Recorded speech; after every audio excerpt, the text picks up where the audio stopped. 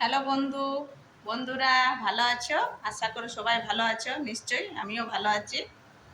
তাহলে স্নান টান সেরে পুজো করে চলে এলাম রান্নাঘরে। সকালে করলাম ঘুগনি, এই যে মুড়ি দিয়ে খেলাম।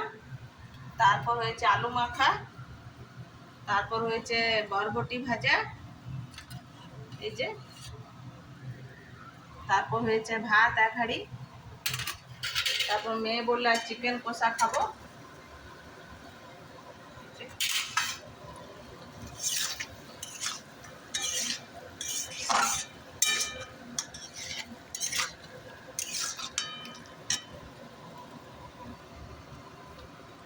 এই যে আমরা খাবো মাছ ভাজা।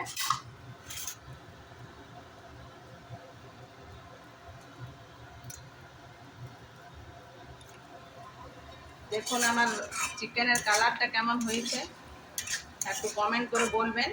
ঠিক আছে, ওকে, টাটা, বাই বাই।